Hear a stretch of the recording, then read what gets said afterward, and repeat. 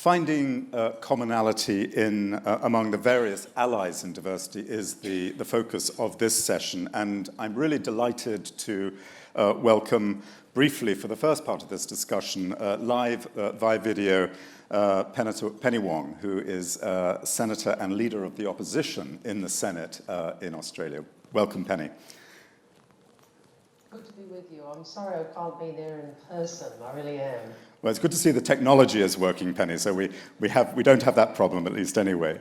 I wanted to start, if I may, just by stepping slightly off track and addressing something that quite clearly is a heated issue in Australia at the moment around same-sex marriage. I mean, it's difficult, I think, for many of us to understand how this issue is unfolding in Australia, with 70% of the population saying that they certainly wouldn't be opposed to it, and many, many parliamentarians too.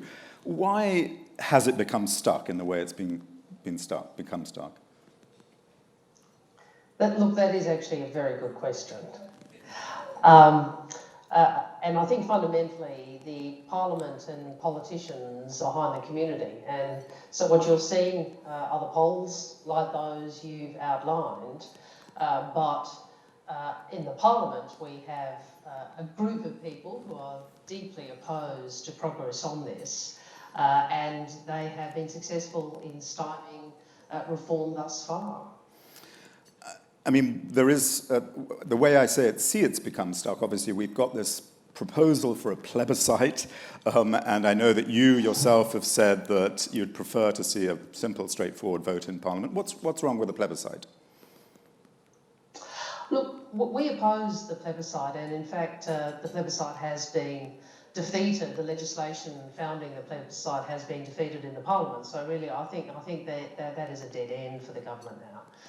We oppose it for a number of reasons. One of them was that we don't want to expose the LGBTIQ community to the sort of, frankly, fairly hateful campaign that we've already started to see. And we thought that a plebiscite campaign was going to simply turbocharge that.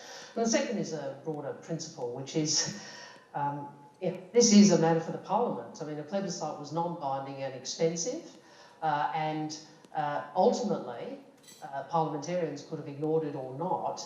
We just think we should do our jobs. So our view was members of Parliament and senators should simply do their jobs and have a vote. Look, my view is, given where the community is at, this is going to be resolved, regardless of the sort of trenchant opposition from those who seem to be so worried about change. And some of it seems to be rather unpleasant opposition, or at least you anticipate it to be rather unpleasant opposition, even potentially violent opposition. It seems difficult to think of Australians thinking in that way. Perhaps you could just sort of explain to us why that might be the case. You're asking me to explain the position of those whose position I don't understand. What I'd say is this. The vast majority of Australians not only support marriage equality, but regard this issue as one that ought to have been dealt with some time ago. And the interesting thing now is when you talk to many people in the community, they simply say, I'm tired of this, we should just have done this and have moved on. So the overwhelming majority of the Australian community, I think, are supportive, and I've no doubt we'll get there all the time, get there eventually. It has taken longer than we would have wished. Well, let's move to the heart of the discussions that we're having here today, Penny, and if I may, you cross three groups, at least that I can identify, which have experienced experienced long histories of discrimination and struggle. Women, obviously, and as a lesbian, the LGBT community, and being Chinese, a member of a minority ethnic group. And I wanted to start just by asking you how these different threads of discrimination and underrepresentation that have shaped you as a person, how you best view those strategically, how you best view the solutions to those problems. How do you think is the best way to tackle those issues, given your own experiences? Well, The experience of prejudice or exclusion or discrimination that people in the LGBTIQ community, people who are of different race or women experience are in a sense no different. I mean, the experiences might not be identical, but they are essentially feeling like and experiencing disadvantage, discrimination, prejudice on the basis of difference. Whilst they manifest in different ways, and certainly my experience has been at different times in my life, different attributes, given the contemporary political climate, have been the ones which people have been more worried about. I do think it's important to remember one responds with the same set of principles, which is we believe in equality.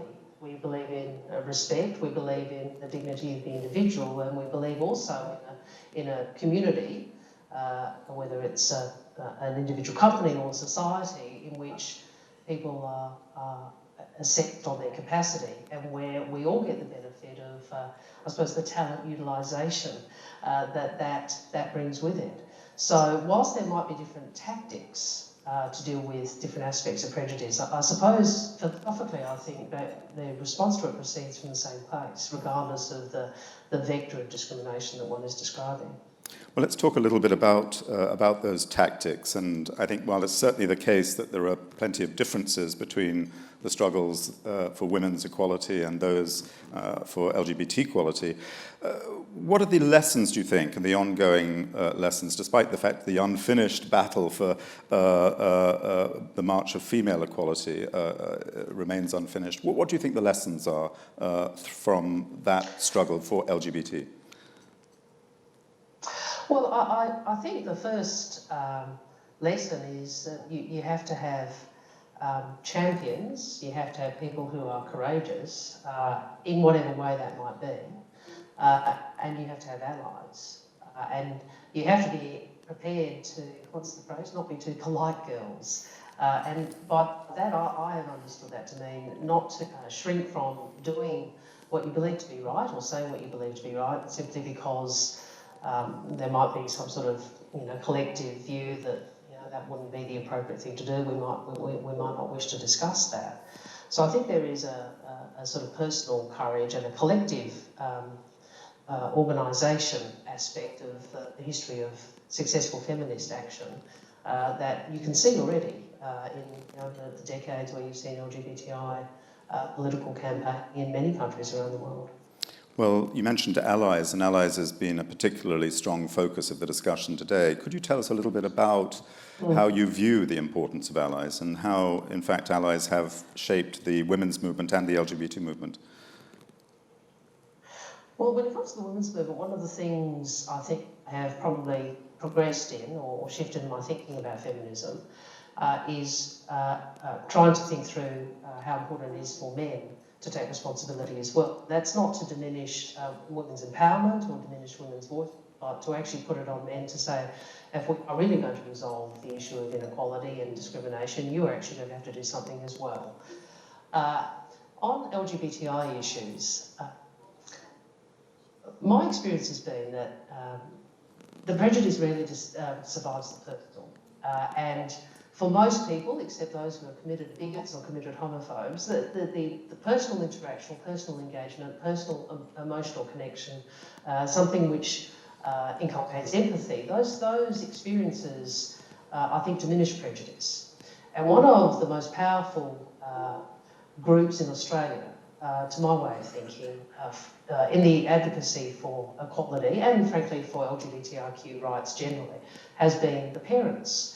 Our parents and friends of the LGBTI community. And because it is very powerful, isn't it, to see a mother or a father who is articulating the desire for equality driven by a love for their child. And there's something very that really inspires empathy in that. And it's a very powerful message because so many people can identify with that sense of love and protection for one's child. So I do think allies can be very important, and I think certainly they have helped shape the debate here in Australia. And what about allies in business? We've got quite a few good examples of Australian companies, Qantas being one, where this whole process has taken shape very well. Is that really quite a fundamental part of the struggle, having allies in business? Absolutely, and there are a number of business people. Alan Joyce from Qantas is one, but there are many business people in Australia who have really demonstrated principle in this. And we all know discrimination needs to be confronted by many strategies, but ultimately what we are trying to do is inculcate and develop norms which are about respect and equality and about the unacceptability of discrimination and prejudice. So we can talk, very, very good program here where I'm sure others much more versed in this than I can identify the economic and business case for being an ally. But I'd also make a sort of broad philosophical point that having other voices contributing to a more constructive and positive set of norms, in this case around equality for our community, that is very powerful and it is very welcome.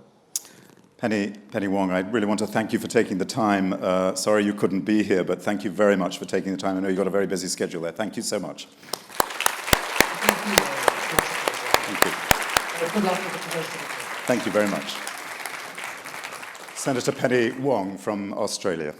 I'd like to invite the three panelists, please, up to the stage for the rest of the session, if I could. Alfred Chan and Christina Gaw and Bruce Larson, please. Thank you. Alfred. Thank you very much. Thank you. Give them a good hand. Good.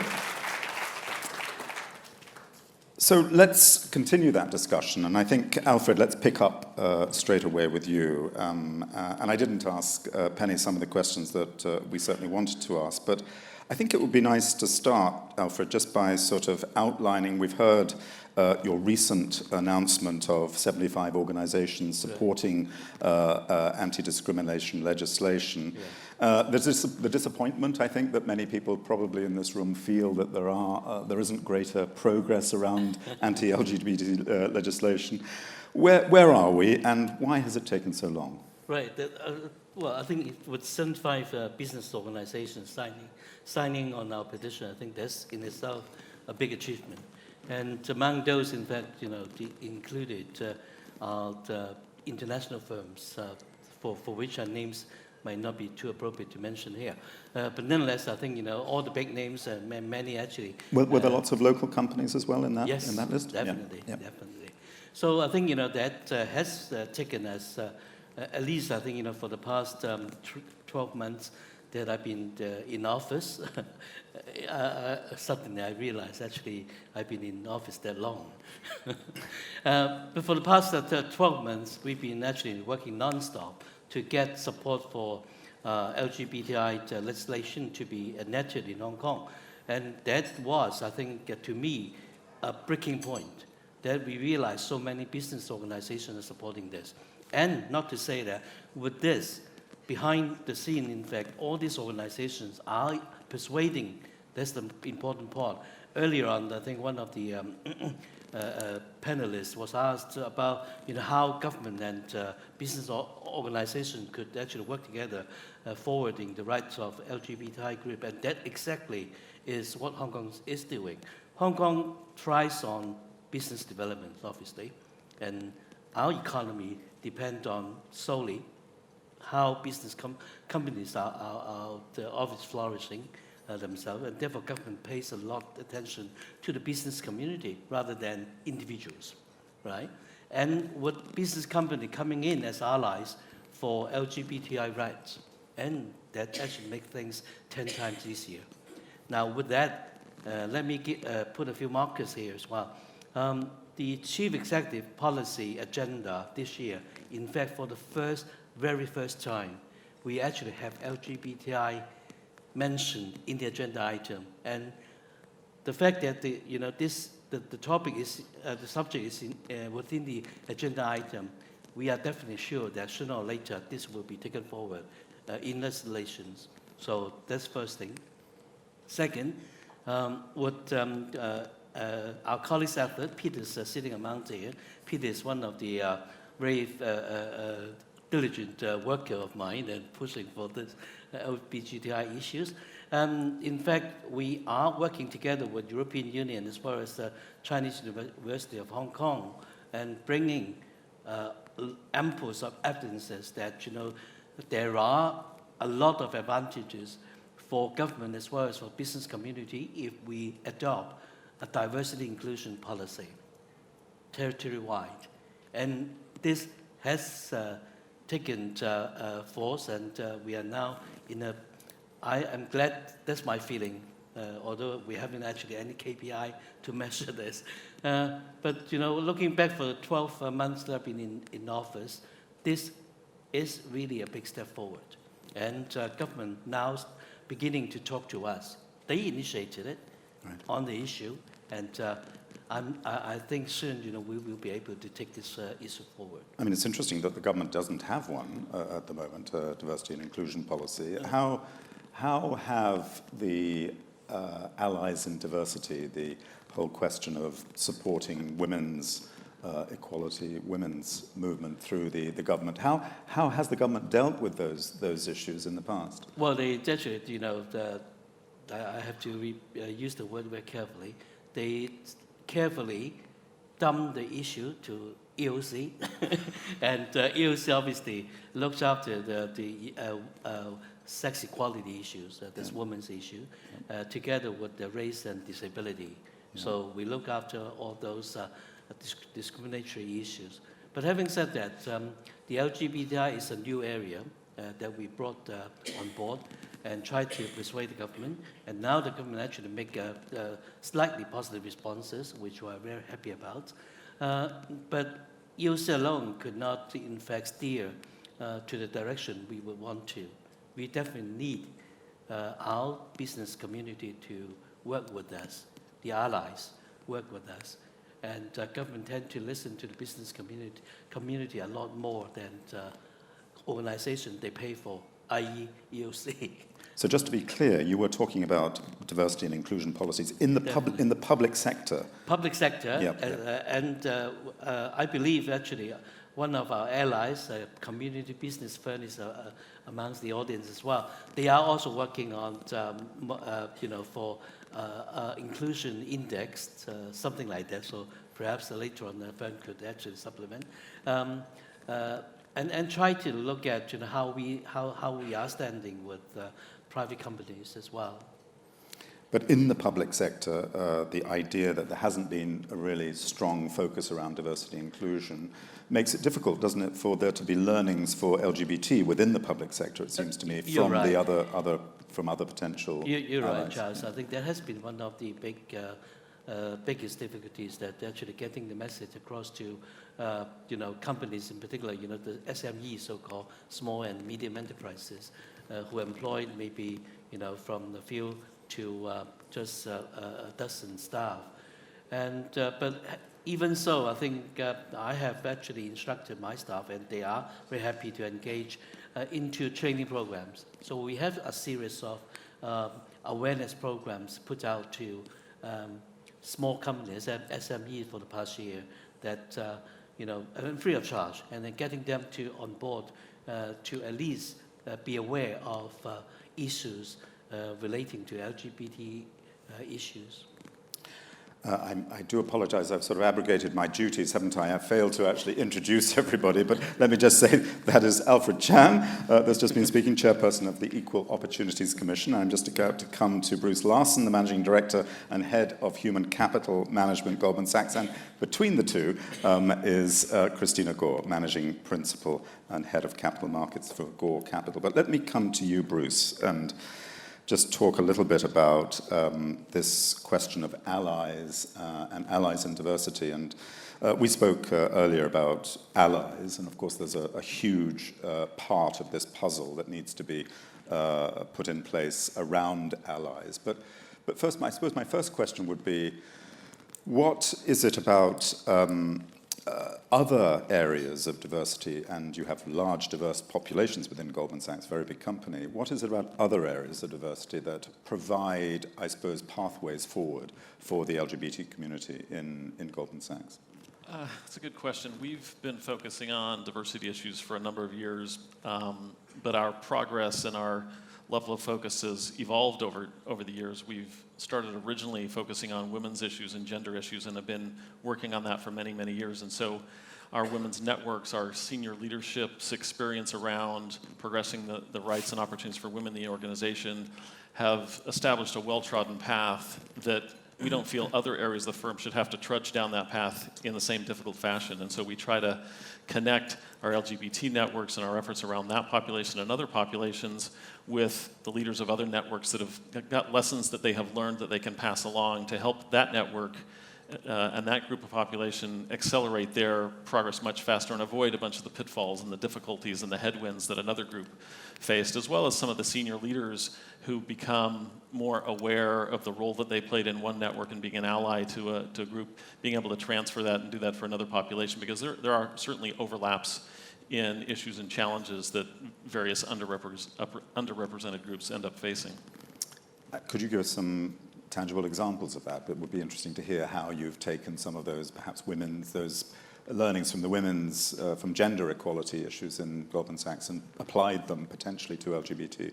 Well, I think, look, one thing that we've done, the issue of gender diversity is different from LGBT in a number of different ways. One is it's more obvious and apparent and visible to people around you in the workplace, whether you're a man or you're a woman, and so some of those differences are noticeable and don't need to be discussed. And the role that people have played as allies for women have helped us understand, for example, the power that whole effort can take on as you get more and more senior women in positions of leadership, and how that can change the organization and the thinking and the culture of a group by doing that. That's just helped us realize the importance of getting people in the LGBT community into positions of leadership and power and influence much more quickly, because we know that will have a major influence on our ability to accelerate that population through the organization. So it provides us with very specific learnings and paths that we've followed that we can apply across the various sectors. Do these various diversity sort of focuses in Goldman Sachs, do they work together a lot? Do they actually have programs that are sort of linked up? We have our networks collaborate very closely together. They will oftentimes co-brand events with each other because there'll be a crossover in an issue that's being addressed. When we provide training to our leadership of the networks, we'll do that as a joint group. And then you end up getting mentors and allies across networks that you can, if you're part of the LGBT network and you've got an issue that your network's facing, you've got a friend and an ally in the women's network who's probably faced that issue, and you can pick up the phone and call them, and they can help work through an issue with you. We found it to be a very helpful way to help all of our affinity networks be stronger. Christina, I know you used to work with Goldman Sachs, but now you're with Gaw Capital, your eponymous company. Are the things that you've translated from your experience in Goldman Sachs into the diversity and inclusion discussion that you clearly have in your own company, and how do those apply to LGBT as well? Sure. So, I had a 9-year career at Goldman Sachs, and after that at UBS. Both companies actually focus a lot on diversity because clearly they are global companies. For our current setup at Gaw Capital, which is my own company together with my brothers, it's an entrepreneurial company. So you could call it like a Hong Kong homegrown company, but yet our thinking is actually very international. So in a way, it's very liberal. We may not be drawing resources directly into having programs necessarily tackling specific gender groups per se, but I think the culture, the company culture itself, it's a very comfortable place for any kind of employees who wants to join. And I think what I've taken from my corporate career for that 15 years in those big firms was that mentoring was actually a very big factor. So I think we use the word allies, but I actually would interpret it like mentoring. Basically, you have anybody who actually make a successful career would actually tell you at some point of their career they actually have very good mentors that keep them going. It could be female, it could be male, but from my perspective, actually all my previous bosses were male. But I ultimately, as I also come up the ranks in the investment banking world, I was actually being the successor of them, for example, because they were very supportive of productivity rather than face time necessarily. So I do have a family of 4 children as I was going through my career in investment bank. And if I need to go see my children's perform or sports game, I could go off. And it's okay, because as long as I'm producing, and I'm actually a frontline employee, so I cover clients. So as long as, again, the revenue generation is there, it's no problem. There's no hindrance on progression of my career. So because of my own positive experience, clearly I brought it back to my firm. When I joined up with my brothers, it was a very young company of like 12 people. We now have over 200. But when we hire people, we never really think about whether they are women or men or LGBTI or whatever. Sometimes I may not even know their personal preference in any of that, but it's really just drawn on merits. But by just hiring that way, we have a very diverse community. And I do know that we have some LGBT employees, I would say probably L and G, may not be the other two, but nonetheless, it's not necessarily featured. It was more like people could just be themselves. And I think it also helps that if there are other employees or the younger ones that know that there are senior leaders that are of that kind of a group, then they could also draw on to the mentorship of those people. So I, for one, obviously is very focused on women's issue, equality, and I think on a broader community front, I have had experience, a very positive experience, being a board member of the Women's Foundation, which I think many of the groups actually are well aware of this group, as well as the EOC, because the CEO, Su Mei, actually sits on the EOC Commission as well. Now, I actually think groups like these are actually very powerful in raising awareness. So I would say the Women's Foundation have actually helped a lot of women's issue in the Hong Kong community. So I believe that if the LGBTI being a newer area of diversity focus, if there are more community groups that could bring on programs and awareness to the society, I think that would naturally proliferate in a deeper sense. So forgive me if I see a possible contradiction here. On the one level, you do see the value, at one level, of having these groups that promote gender equality, but I think many people in the room might find it surprising that you don't have a clear set of policies internally about these issues. That seems to me to be a problem. Actually, the interesting thing is I was, I've been hosting Investor Forum every year, and actually last year I particularly show a chart to show the diversity of our firm. Obviously, I draw upon nationalities and obviously female and male sort of percentages. Basically, at a director and up level, which are obviously senior people, 40% are women. So that was apparently, according to my investors, which are very global in nature, they said that was very impressive, and we actually are definitely ranked top in terms of the diversity among other global managers. We are a private equity manager. So I actually think it's pretty successful by running things, just creating a harmonious community without particularly pinpointing whether we need to fill a certain percentage of certain kind of people. But just let the culture be itself, that people come into work, they're happy about their job, they like what they do, and regardless of their preference, in terms of their lifestyle preference, so to speak. And that was actually pretty good number by just drawing it upon without actually necessarily having a set policy for it. Let's look at this question. I mean, you mentioned it a little bit, Christina, but let's look at this question of allies. And Alfred, I want to just come to the public service here, not talk about the private sector, but talk about the public service here, which does strike me as being some way behind in this whole question of promotion of LGBT equality.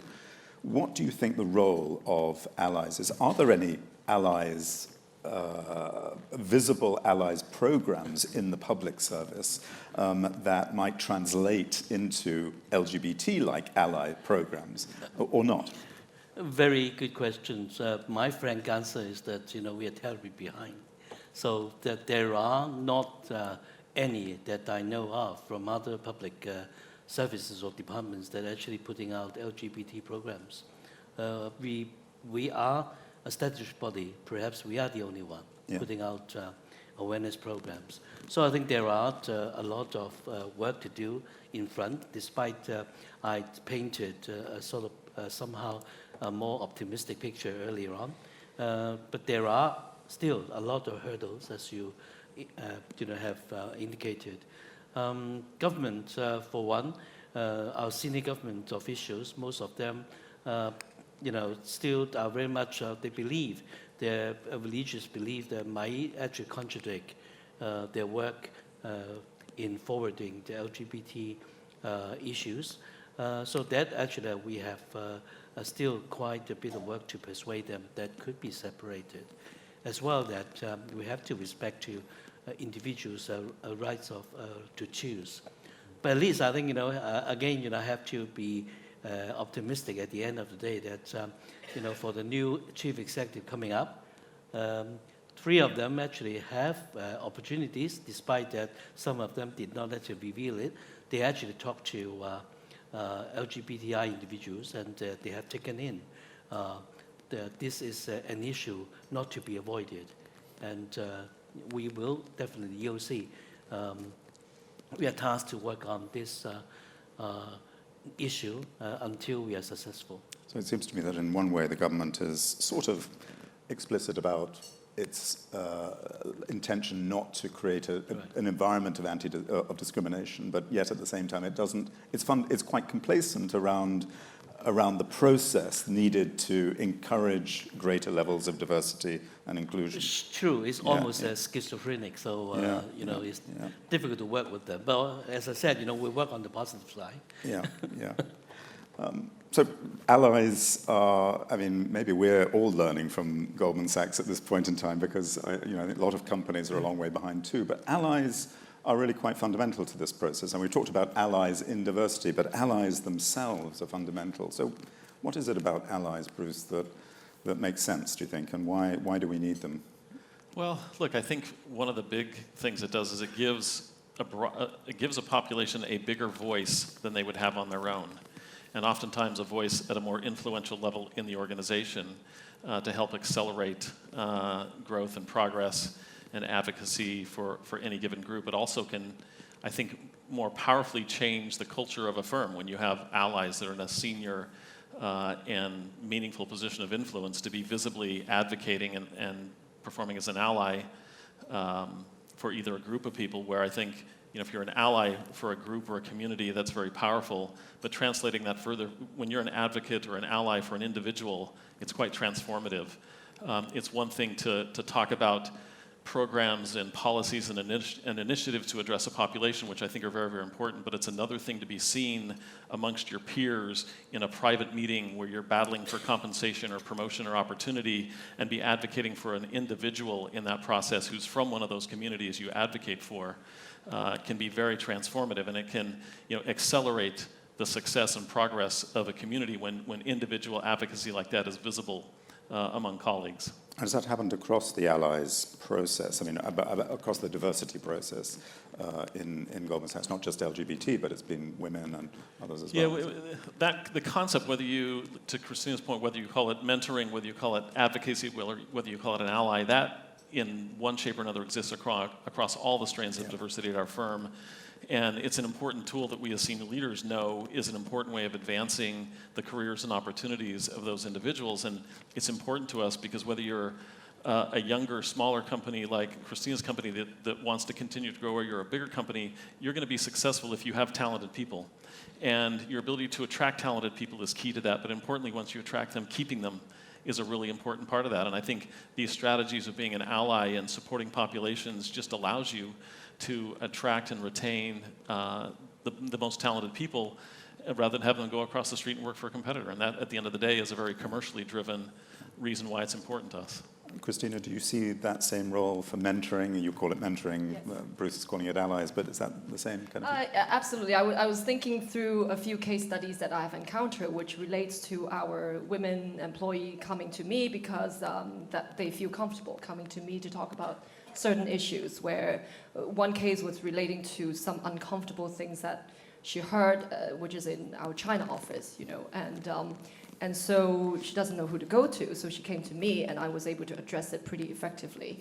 But apparently there was still some fear in certain countries where the female would feel it's not appropriate, depending on their seniority or junior level or whatever, without knowing that as a firm, we're a very international firm, so things would be dealt with appropriately if they could bring it up. Right, so that apparently that particular case solidified to, of course, a lot of other women in our community that it's really there's something the senior manager would take action on. We just need to voice it out, and of course they feel uncomfortable talking to a guy sometimes, and then so if there is a senior woman, then they would come. And then another case is about someone who just had a child and not yet balancing out sort of work and home life, of his first child. And then, of course, there are some members of the team wondering about the commitment of this new mom, and of course, being an experienced, working mom myself, I was actually able to share what happened during the first few months, and also was able to have a chat, as a friendly chat with this female employee who has been doing very good work, and from then she felt much more comfortable because she also learned a bit how to prioritize things. If she actually likes her job a lot, and ended up she was progressing very, very well afterwards. So I think a lot of these are just daily, everyday life, and if you have a community that is diverse, you naturally would have more allies in play, and again, it will then attract a more diversified employee base to be retained. I think what Bruce seems to be saying is that allies take a proactive role sometimes, not always, but sometimes in building a transformative role, indeed, when it's a personal sort of individual that is involved in pushing forward the career of somebody at a particular moment. And that itself is transformative for the organization or for that group of people within the organization.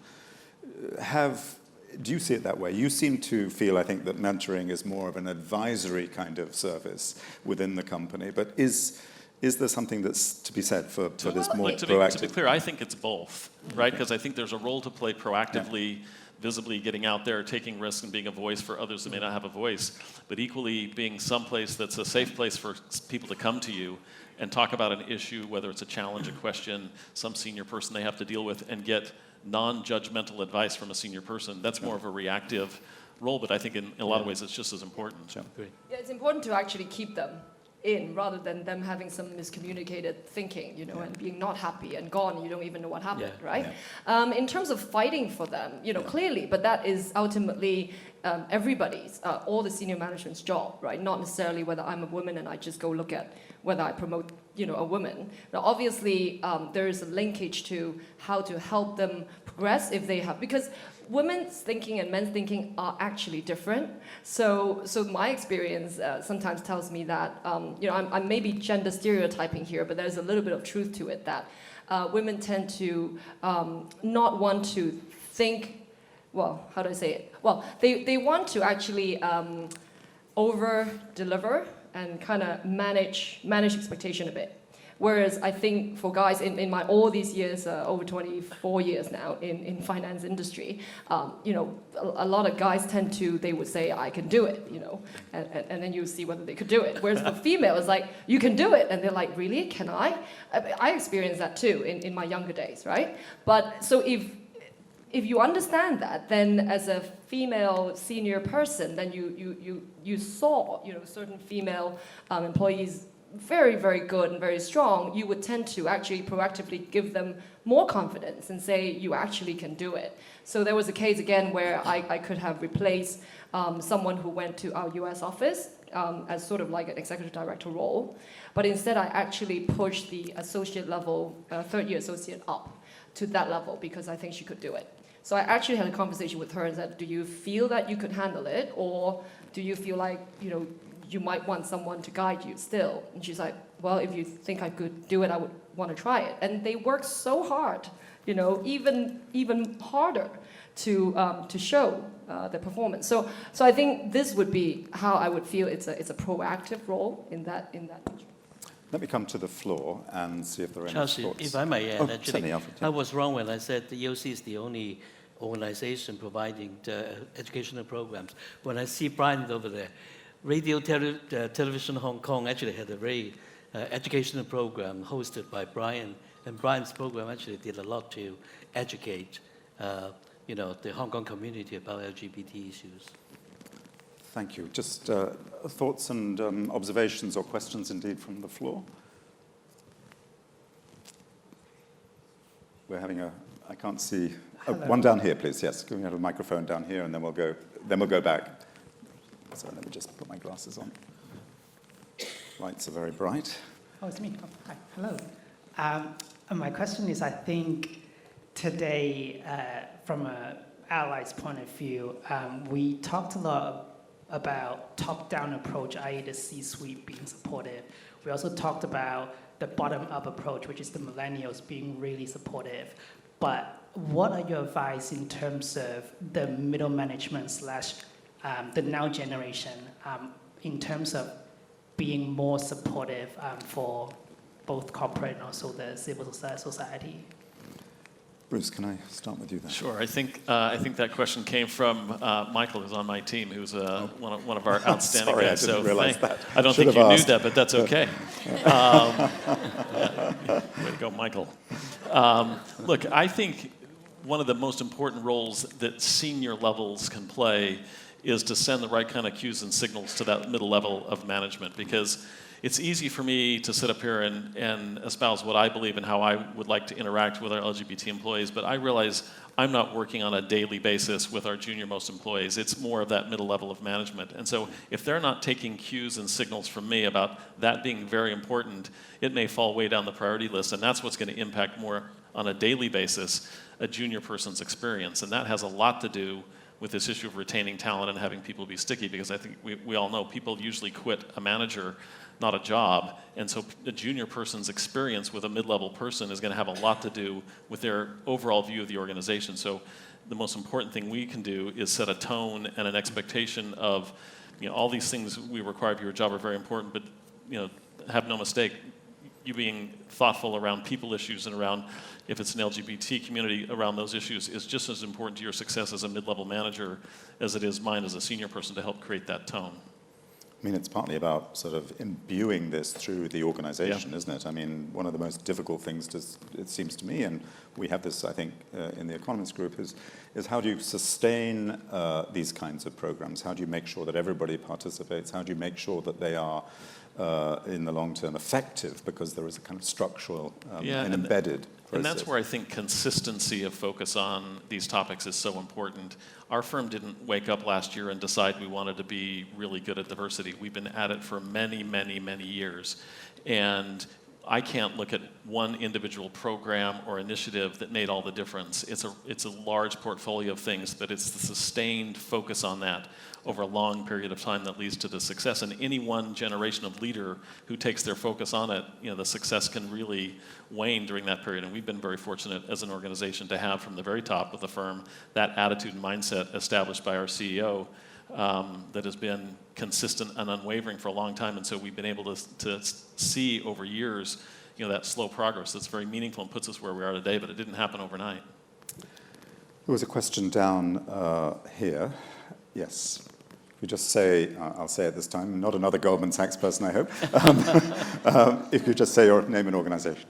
I'm Su-Ming and I'm from Nomura, and I just wanted to make the comment actually that I and I think a lot of people do feel that institutionalizing policies and procedures concerning diversity groups, for example, LGBT or women, is very important in organizations. It sets a benchmark and goals to reach. It may not be actually specifying KPIs, for example, in a percentage of people entitled to certain benefits, but I do think it's very, very important to have these policies and procedures within big companies and also within small companies, rather than to rely on the goodwill of management, even though there may be companies which ultimately treat their employees fairly, and they regard their employees regardless of gender or sexuality equally. But I think the institutionalization of anti-discrimination is very important. That's my first point.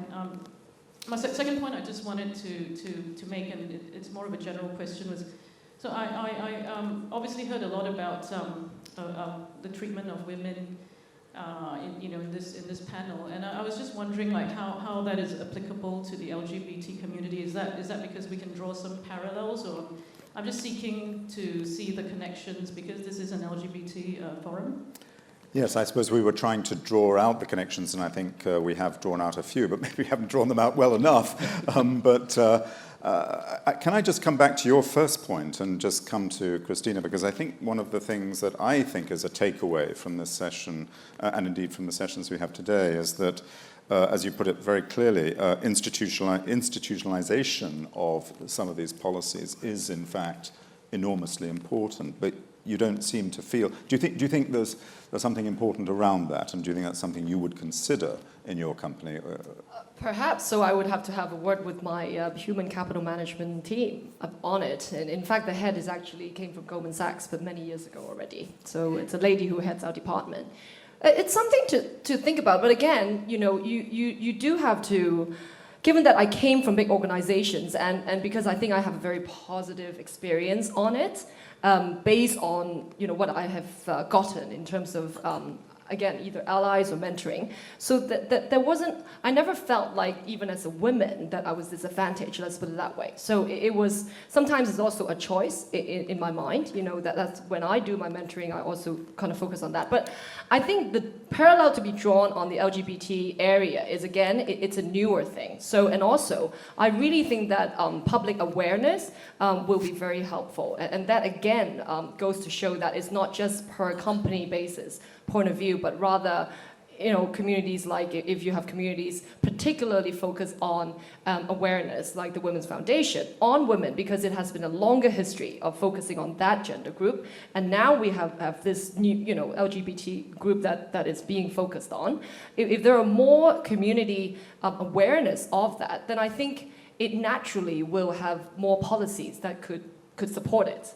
I think right now, to be very honest, at least in my organization, we're still learning, who may be, and so forth. Well, I'm very sorry. We do have to end it there. We really have to keep on time because we've got the handover to London at 5 o'clock. I just want you, please, to join me in thanking this wonderful panel. Alfred, Christina, Andrews, Thank you. Thank you very much.